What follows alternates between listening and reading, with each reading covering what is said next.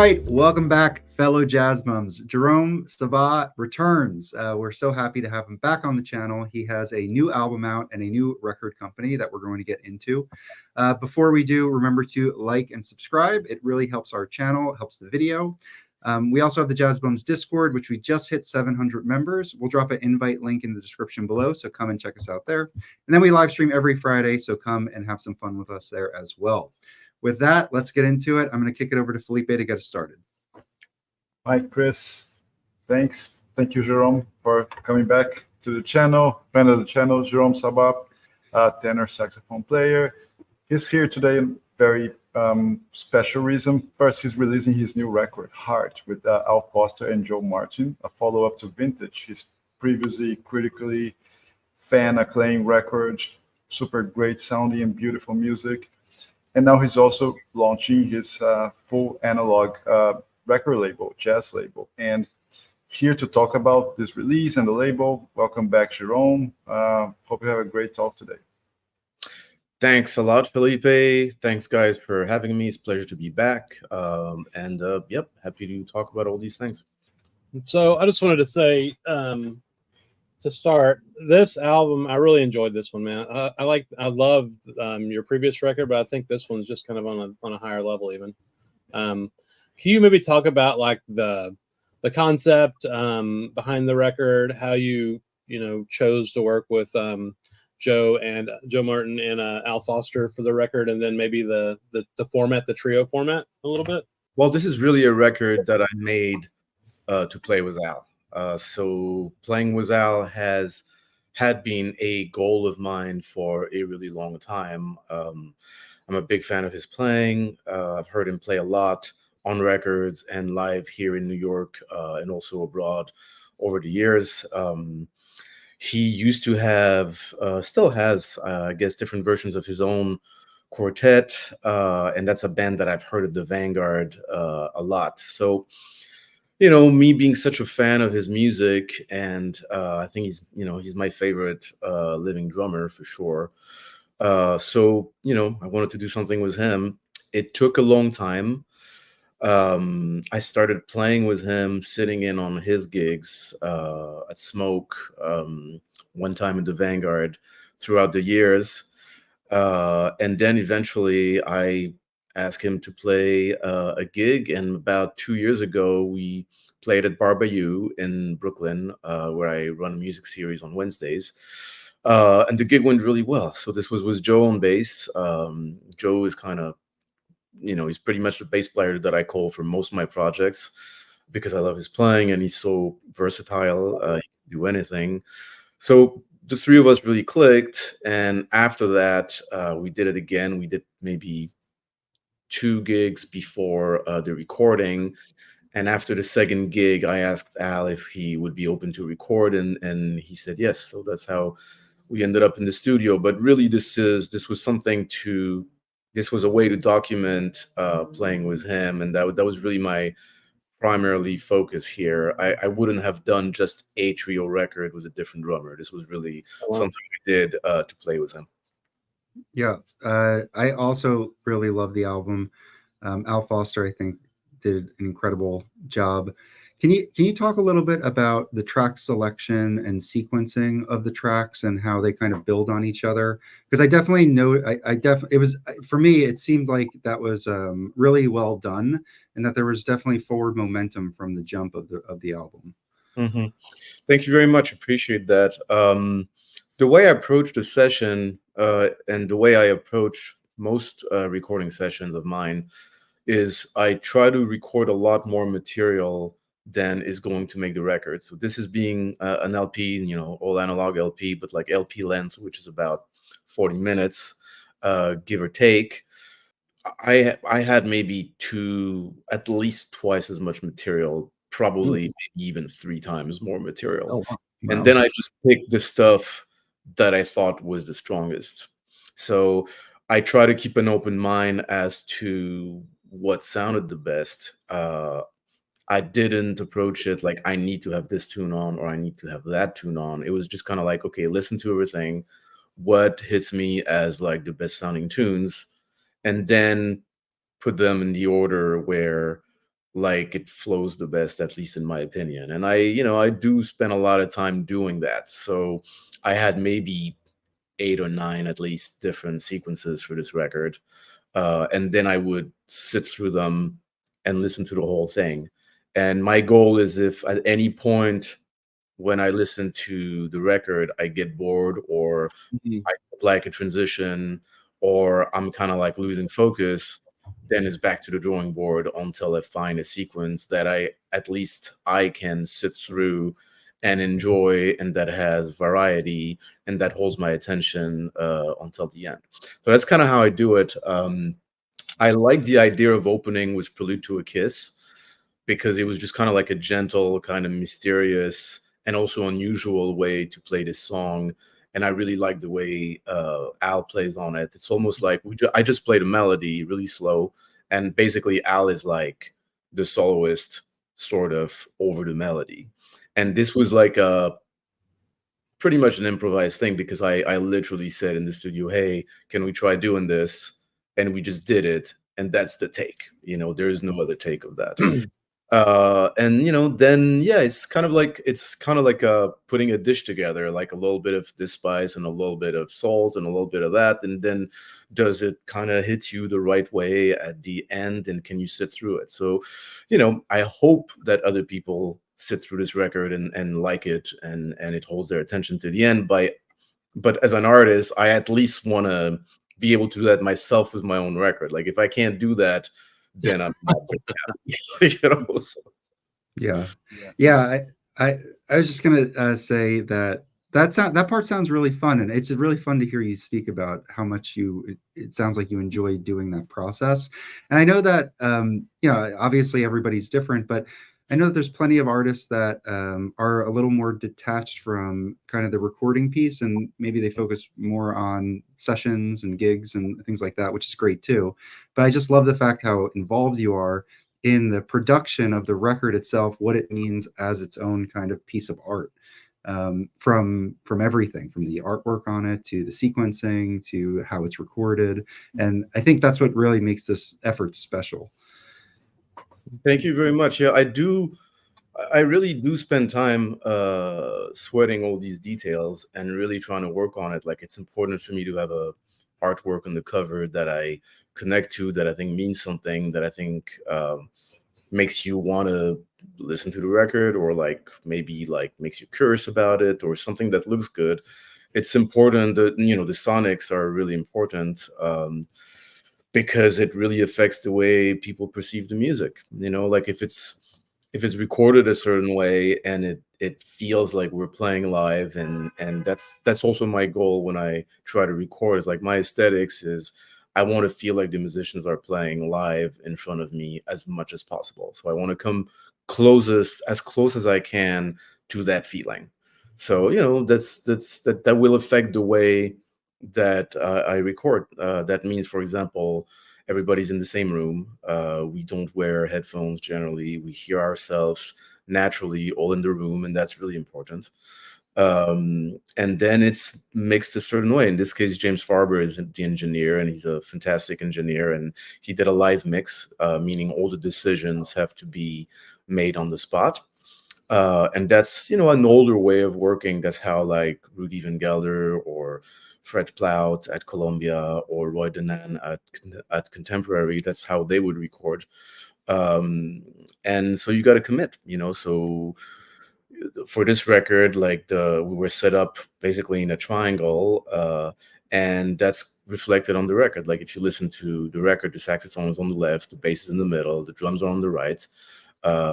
And I also like that way of making a record, because you can picture a bandstand, and to me, it kind of clarifies the music. It makes the interaction between saxophone, bass, and drums perhaps more obvious than it otherwise would be if you mixed it a different way. So I like that way of doing things. So there's a lot of decisions that go into it, but essentially, yeah, I grew up with records, vinyl first, then CDs, and I still like the idea of a record being your best shot at an artistic statement with the band you're playing with, and something that's complete and as beautiful as you can make it in every way, you know. And I think if we get back to that kind of mindset, maybe people will buy more records. You know, now it's all different because everybody streams. Sequencing perhaps matters less because people can go from one song to the next very easily in the digital world. But and that's fine, you know, that's cool too. But like for me, I like listening to something start to finish. If it holds my attention, I still do that with other people's record. If I buy a record, I'm gonna, you know, especially on vinyl, I'm gonna put on side A and I'm gonna listen to the whole thing. I'm gonna put on side B, you know. So yep, you know, I grew up with records, and records are still important to me as a listener. So I try to do the best job I can as a musician and producer. Just continue on that, Jerome, on sequence and cohesion. I found this record, vintage is great, but like I felt like production-wise, it is even like more round, more like a finish, more like a lapidated diamond. It's just like so. It sounds more perfect in a way if I make that. I mean, vintage or this one or hard? This one, hard. I felt like sounds a little more polished. I don't know. There's something extra there, I think, and it's hard to build on top of vintage, right? Vintage is already so good. And when you talk about the song selection, you have 3 songs of yours, and especially the ones on side B. These are the ones that have a little different feel from the classics, a little more groove there, builds. And you even mentioned that, you know, you brought those songs to Al. Let's see how it goes. It's like, yeah, let's do it. So did you come up with those like ready to go and say, let's see if he's going to go with them? Or you was like something that spontaneously built in the studio? How was the process of introducing your songs to him? And how did the trio worked those songs? Okay, so there's 3 songs that are not standards on Heart. One is really a song of mine. That's the one that's called Heart. We played it live with Al, and he really liked it, and that's why I recorded it, because he already knew it because we had played it live, and he mentioned he really liked it. So I was like, okay, let's do that one. That was kind of a no-brainer. Now, the other 2 songs, the one that's called Right the First Time and the one that's called Lead the Way, they are actually not real songs. They're completely improvised pieces. So they're not something they're not really, and that's why like all of us are credited on the record. If you look at the credits songs, like they're really complete improvisations. What happened is like at the end of the session, because we had played a lot of standards, I wanted to try different things. So that's when we tried Prelude to a Kiss as a ballad, I believe. I mean, it's generally a ballad, but like without really soloing on it. And that's when we played basically completely free. And there's like, I think we did 6 or 7 songs, and I picked 2. Like one is a more open kind of sonic, you know, I don't know what the word, landscape, so to speak. And that's like Right the First Time. And the other one, as you mentioned, Felipe, is like a groove. And the reason I did that was that when we were warming up and we were sound checking, Al started playing those incredible grooves just to kind of warm up by himself and kind of get into the feel of things and the sound of the drums and the sound of the room. And those really sounded super great. So for Lead the Way, I asked him if he would, you know, play a groove, and then we would just start something and play off it. And, you know, that's how that song came about. Now, the thing that's interesting is like Al is 81, and he's done a lot of different music. Like he played backbeat stuff with Miles in the 70s and 80s. He played trio with Joe Henderson and Ron Carter, like for some records that are seminal to me, Live at the Vanguard. Like his first recording session is with Blue Mitchell in the mid 60s. But he's really like at heart a straight ahead drummer. And an incredible musician in every way. He's also an incredible composer. Like his music is really great. But he said at the session that he had never actually played quote free unquote, like completely improvised, and he really dug it. And I found it hard to believe that he had actually never. That's incredible. That's what he said. So I feel like privileged to have been able to do that with him. And also I wasn't sure he was gonna agree to it, you know, and he was completely open to it. And just played and ended up really enjoying it, and said that he really enjoyed it. So I wanted to have some of that documented on the record because it felt special. And also I really liked the way those tunes turned out in general. Like I have like 4 or 5 more that are not on the record, but that, could have made the record, except then it becomes a different kind of record. And I wanted to have balance and different things. Like I like variety in a record in general. I like something that kind of keeps you on your toes and you don't see necessarily the next thing coming, and it keeps your attention. That's what I try to do with sequencing. Now, Felipe, to also comment on the first thing you said, I agree with you actually. Like as much as I like vintage, I think Heart is the better sounding record for my taste. Like I think that turned out particularly well. uh it's part of it is choices, and part of it is luck, and part of it is instrumentation, part of it is the sound of the room. We're in a different studio, different engineer, different day, no piano, which also makes it easier. It's the fewer people to record, the easier it is. Also, Al doesn't play very loud in the studio. He didn't play very loud in general. The louder things get in the studio, the harder it is to get a really good sound. On vintage, some of the stuff got pretty loud in the studio. And it's our job to capture that and make that sound as good as it can. So it has a sort of energy that I really like. But yeah, I think Heart turned out particularly good in terms of sound, all around, at least for my taste. I really love the trio format, like almost every trio format I've ever heard. But the space that's available on the tunes, and I mean, there's no chordal instrument kind of filling a lot of that space. I just thought y'all did an incredible job of listening to each other and reacting. And those 2 improvised tracks you're talking about, I think, are my favorite tracks on the whole record.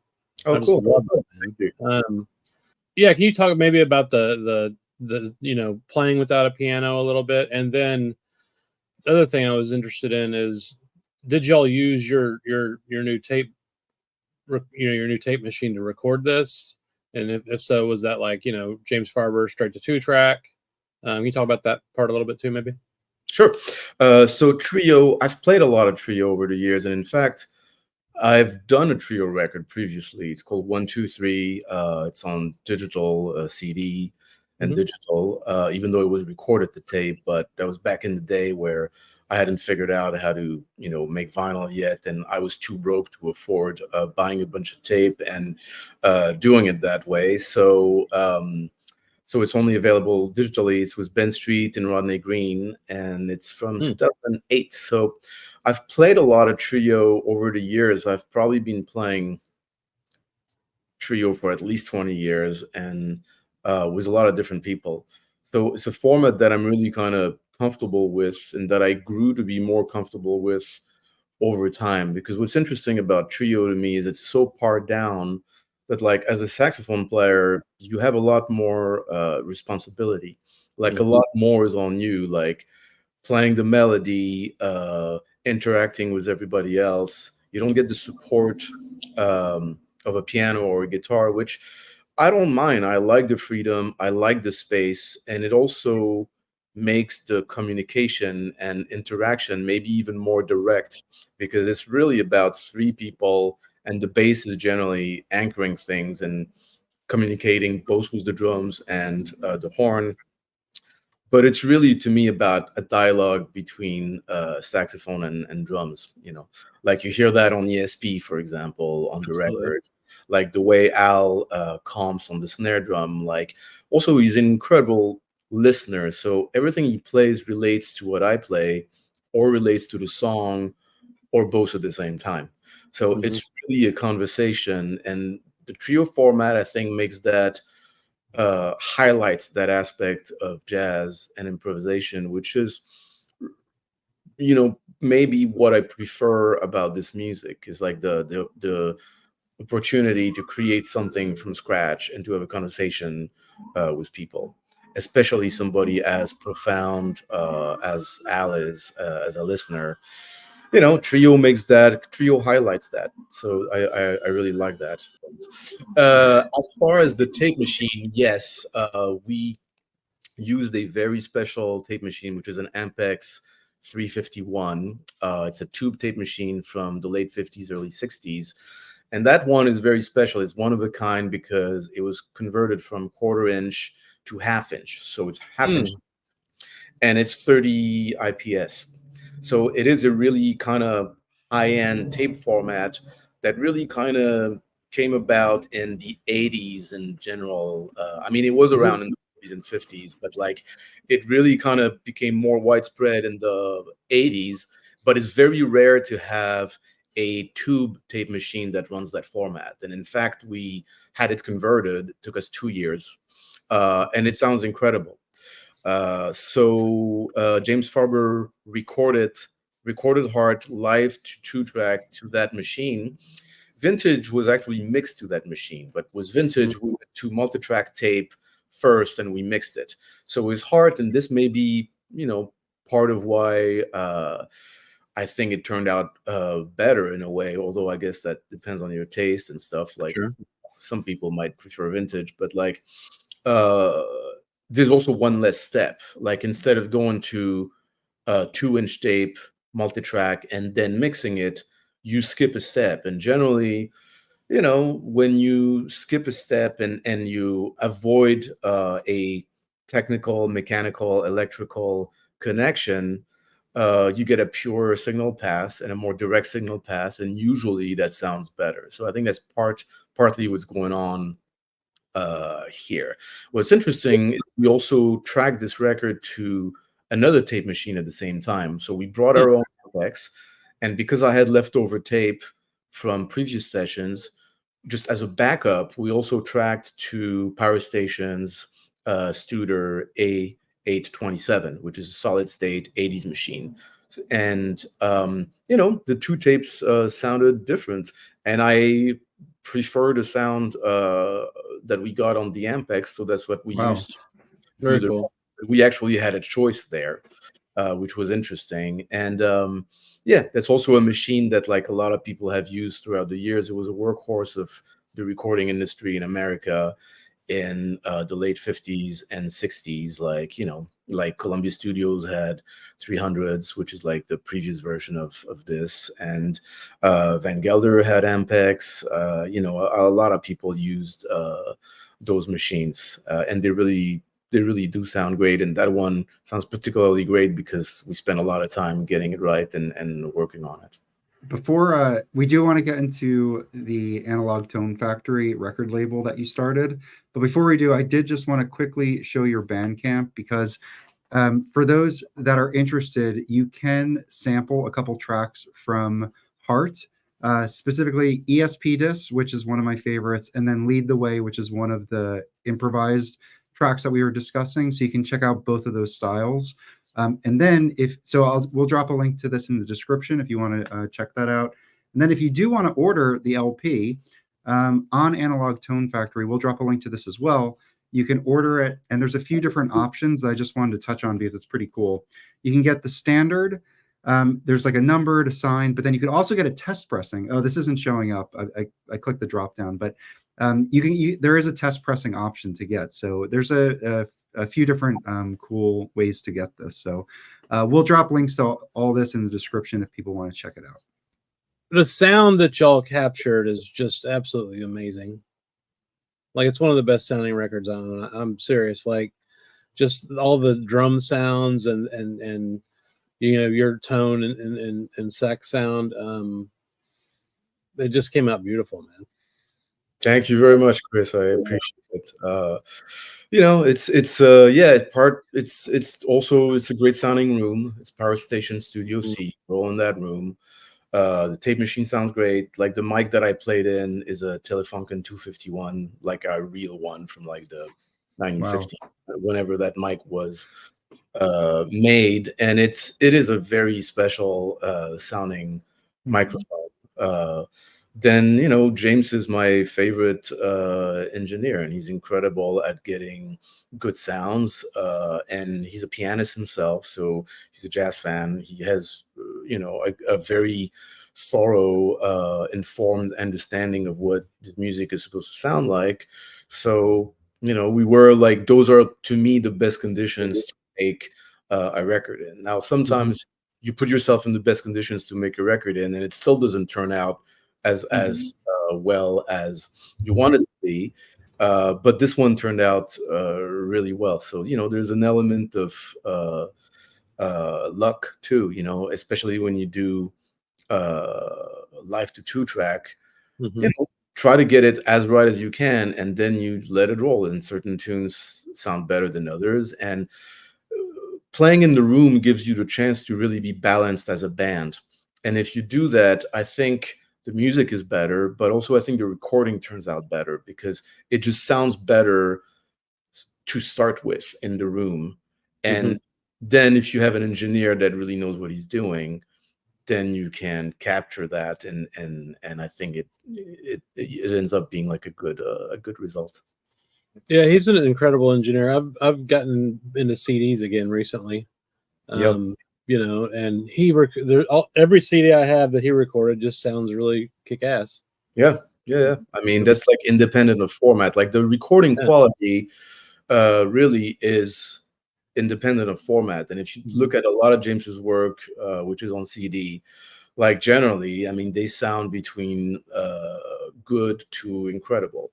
Now, I would argue that like the all analog thing kicks it up a notch, even more, but like you can make a great recording in digital for sure, and that's about mic choices and mic placement and those kind of things. And he's just incredibly good at that. Yeah, sure. Yeah, and I can attest to that. Your record sounds even better playing through tubes. It's fantastic. It's just crazy good. So Jerome, this is your first release on Analog Tone Factory. Analog Tone was kind of building since last time we talked.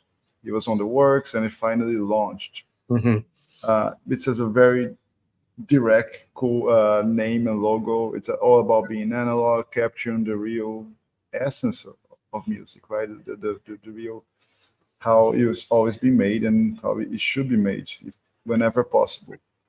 So what drove you? First thing, I think, what drove you into having your own label? What's your main goal with that? But not like, financially or materially, but like musically speaking, when you decided to go for a label.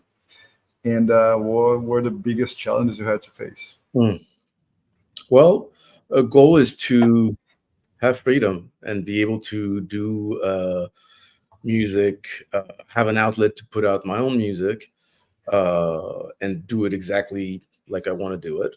And also being able to produce other people's music and produce music by musicians that I love and admire, and see if we can make great sounding records, both in terms of music and sound, and create something that hopefully will have an impact and that people will be into.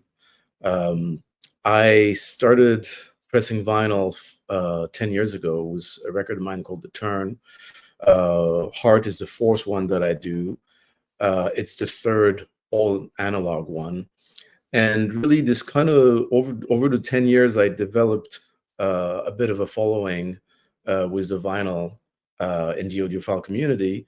So creating the label was also a way to try to expand that, see if instead of doing this for other labels, I could do it for my own label, control the whole process from start to finish, and also, be able to produce other people's music, which is something that we're doing. We're actually, I'm doing a new record in November, but I'm also producing somebody else's record in November that I can't talk about quite yet, but it's somebody who I really love.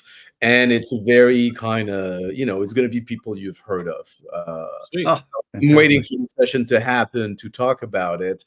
but and I'm not going to be involved other than as a producer. So it's not something that I'm going to play on.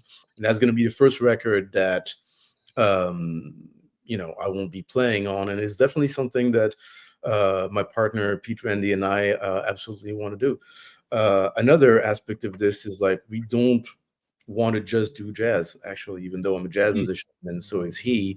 We would like to eventually get into classical music, maybe singer-songwriter, and do different things. So that's really in the very early stages. We're just listening to stuff and we're just trying to get a feel for what we want to do. And we've approached a couple of people, and we've got plans that go beyond just jazz for this, and we hope that like the people who backed my records will also be interested in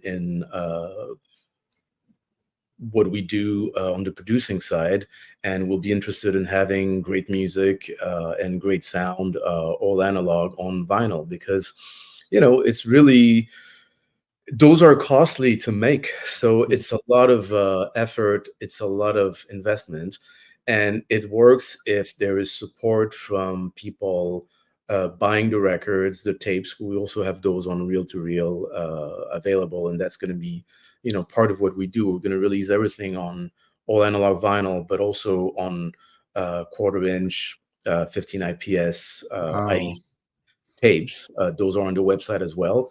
For the moment, we're going to keep making CDs, also because the press generally wants CDs, and for the records to be reviewed and stuff. A lot of those people still want CDs, so that's really okay. Part of the reasons that we're going to do that. And high-res digital, like if you go to Bandcamp, you can download the 192/24 digital of Heart, and we're going to keep doing that too. I'm also looking into DSD 256, which that's not available yet, but in about 2 months, I think it will be. Like we're working on it. So we're trying to do all the formats, but really what pays the bills, so to speak, and what allows us to keep going is the vinyl and the tape more than anything. And if enough people continue to support those, then we can keep producing music with like high production values, buying blank tape, which is really expensive, keeping all these 50, 70 years old machines running, and hire people like Bernie Grunman, who was the mastering engineer for Heart, to do the tape transfer to digital and cut the vinyl all analog and all that. So hopefully people will be into this and back the project. I'm not too familiar with the with reel-to-reel tape. In terms of the production of it, is there, obviously when you get a vinyl record pressed, there's pressing plants that you are able to contract with. Is that similar to the reel-to-reel tape? Are there like, does RTI also produce tape, or is that something that's done in-house or something? It's usually not the same people doing tape than pressing vinyl. Like RTI. So Heart was pressed at Got a Groove, which is they also press vintage, and I really like their work, so I think I'm going to keep working with them. They've really done a great job, but like I'm dealing with a completely different set of individuals. So I'm working with Gray Matter Audio, and that's Jason Smith, and he gets the actual tape that we recorded on. So he gets the master, and then he runs the copies for me. Now, what's interesting about those tape copies is they're not made from a copy of the master. Usually you have the master, you make a copy, which you can call a production master or something like that, and then you copy that copy. But every time you copy something, there's loss, even if you do it really well. So we decided to bypass this because we had already cut the record, and he can make several copies at a time, so he can run 4, 5, 6 machines at a time. So we don't need to like run the master every time we make a copy. We can make a few at a time, and so we can afford to run the master a number of times. and then you end up with like a really great sounding copy because it's literally a copy of the master, Oh and yeah. it's as close to the master tape as you're gonna get. So yeah, it's a different process, and it's not made in the same pressing plants. It's so this is Jason, who also, I think he's doing a great job for me, and I'm really excited to be working with him. Do you have a tape machine at your house? I don't actually listen to tapes myself. I record music to tapes, but like the machine that we record on, that Ampex, it's half inch, 30 IPS, and also 15. You basically can't get those tapes to listen Right. to, and if you can, they're extremely expensive. So frankly, I love tape, but I don't listen to it at home because I can't afford it. Yeah, And I listen to a bunch of vinyl, and I listen to digital too, and I make tapes. And there are people who really, are getting into that and have the equipment. And if you Yeah. can, and it's expensive, but if you can, it really is pretty special sounding. I bet. So, and there's people making new tape machines now. There's like a French manufacturer. I think it's, what is it? Analog Audio something. I really should know this. And there's like a German one, and there's like 2 or 3 people making new tape machines now that sound really very good. We need to get Felipe to get a tape machine and start buying, tapes. Come on, man. Oh no, I don't want to go down that road, man. I just maybe get us some get some good tubes. Yeah, that's it. Fair. Yeah, I mean, if you can, it's worth it. Yeah, I'm sure. Yeah, I'm sure it's because incredible. I think you get like the full prospect of the analog minus the noise, right? It's just so you get the best of both worlds, right? It's a different sound. I mean, I think vinyl sounds great, like all analog vinyl in particular. There's like a certain integrity to that to me that's pretty special. And when somebody like Bernie Grundman or Doug Sachs or those kind of people like cut the record, and you go to a good pressing plant and they do a good job, I think it sounds pretty great.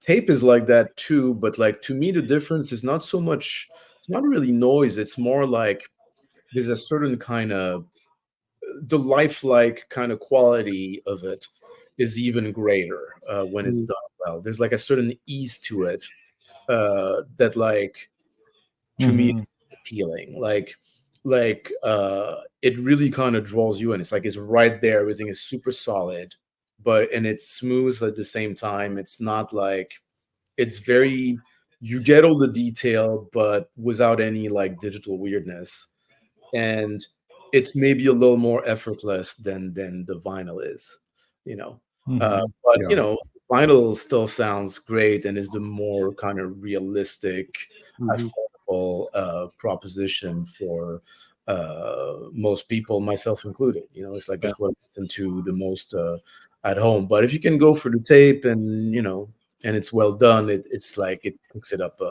another notch, I'd say. Cool. I saw that, and correct me if this isn't exactly right, but Heart was selected as Stereophile's record of the month for either this month or next, for October. October. It's in the Stereophile that actually just came out. So this is, I didn't know, like this is something that came about 3 days ago, and I was pleasantly surprised because they already picked Vintage as recording of the month for February. So I didn't think they were going to do that for this one. And the reviewer, who's also the editor of Stereophile, Jim Austin, really liked the record, and the one who wrote the review. And so I learned of it 3 days ago. I had no idea, and it's cool. I'm grateful for the attention and support, obviously. The relationship that you've developed with the quote unquote like audiophiles, I think, is something special because they're always looking for, I don't know, something new. And the fact that you're providing tape like that, I think, sets you apart. And I mean, just, I don't know. I just think that's a really cool aspect of it. And to get the recognition of that is really nice. Thank you very much. Yeah, I mean, it's cool to be doing all this stuff. I consider myself lucky that I've been able to so far make this work, and I hope that is going to keep working. Also, I'd be remiss not to mention that not only am I getting support from audiophile and vinyl lovers and music lovers, but for this record, I really had the backing of two actually audiophile companies, Dartzeil and Stenheim. Dartzeil is like a very fancy amplifier maker based in Switzerland, and Stenheim makes great speakers. They're also based in Switzerland. And I developed a relationship with them through my friend François Saint-Géron, who's based in Paris, France, where I come from, and he runs a shop there called Anamighty Sound, and they're like, a leading specialist of analog stuff in Paris. So we met randomly when I asked him to retip our cartridge for me, and turned out he knew my music, and he became a backer of my Kickstarter projects, and in turn introduced me to the fine folks at Dartzeil and Stenheim. And they became backers. Dartzeil already backed Vintage, and Stenheim were the executive producer of Heart, and having their support really kind of helped producing this record. And I hope that I'll be able to keep working with companies like them, because it also it's an important part. It's an important piece of the puzzle, and there are people who make very high-end stuff, so it's nice to have a connection to that world. And it's also nice that they feel it's important to back somebody somebody who's making music, and not just make expensive fancy equipment, which is great, but it's nice that they want to be involved in helping musicians produce music as well. So I'm grateful for their support. So Jerome, I have a question for something that came out of curiosity for me now. So you have produced in the past. Now I think it's different because you're going to be producing other people without getting involved in the music. Mm-hmm. How do you separate that and kind of just distance yourself from a pure technical standpoint, and doesn't get involved in the music? Is it an easy process, or you really have to kind of think about it and just be direct? Music for people before on different levels. So sometimes more on the mastering quality control side, which is more of a technical thing. I've checked out test pressings for people. I've given my advice about sound at mastering or mixing for people. And I recently produced a record for Matt Slocum, who's a drummer. That's not out yet, but it's going to come out on Sunnyside. So it's not something that I'm producing for the label, but it's something that he hired me to produce, both from a sonic standpoint, and also help with the artistic stuff, give my opinion on tunes and solos and things like that. So it's not entirely new to me. I guess what I'm aiming for as a producer is to help realize the artist's vision, not get in the way, but also offer suggestions that might make things better if they ask, and try to toe that fine line of letting them do what they want to do, but also, if I hear something, if I feel strongly about something, then say something. And it's a give and take. I'm also only going to be working with people that I love, so I think that's going to make things easier in a way, because that record we're going to do in November, this is someone who's playing I'm really a fan of, with really important musicians are going to be on this record. So it's I could be mistaken, and we'll see how it goes, but I think it's going to be relatively easy. I think when you have great musicians playing in a room, it'll sound good, and our job is to capture it as well as we can, and offer suggestions, and then pick the best takes. I'm not coming at this with the point of view that I don't want to impose anything. I'm not necessarily going to suggest. I wouldn't suggest songs unless asked.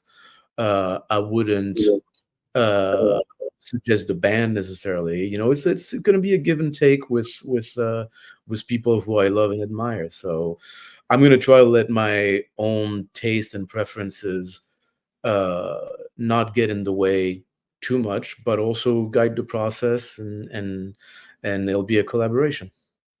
Yeah, it sounds like it's a collaboration. I think it's the best way to frame it. But obviously, the artist has kind of the freedom to be able to do what their vision is for their art. Yeah, and I do think it just as an observer of all this, I feel like it's pretty neat, because I think you yourself have been an artist. You have a career as an artist, and now you're providing a platform for other artists to come on, and now you can help kind of uplift their music and share it with people. So I feel like that, like, I don't know, that's just like a different aspect of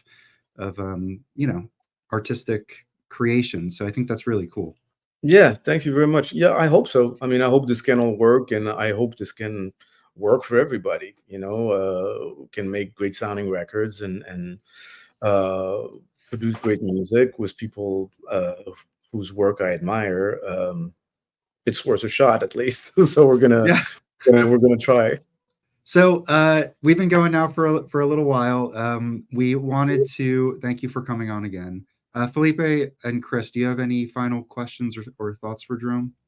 Just want to say thank you for hanging out with us and for giving us copies of your record to check out. I mean, it's very generous of you. I really enjoyed it, and looking forward to what the other work that you do and the other stuff you're producing for other folks, for sure. Well, thanks for the support. I appreciate your interest in what we're trying to do, and we'll keep you guys informed of what happens. And I appreciate your taking the time to do this. Yeah, truly appreciate you joining us again today, Jerome, and talking about all your projects, past, future, present, and it's always great quality, great taste, and really delighted what we are out with your output. It's just terrific, and please keep doing that. Thank you very much. Well, we're going to do my best to keep it going. Absolutely. So for everybody watching, we're going to drop links to Jerome's Bandcamp, Analog Tone Factory, his social media as well, so you can check him out there. Wanted to thank you again, Jerome, and leave a comment, like and subscribe, and please share this so other people can discover Jerome's great work. All right, see you guys next time. Thank you very much. Bye.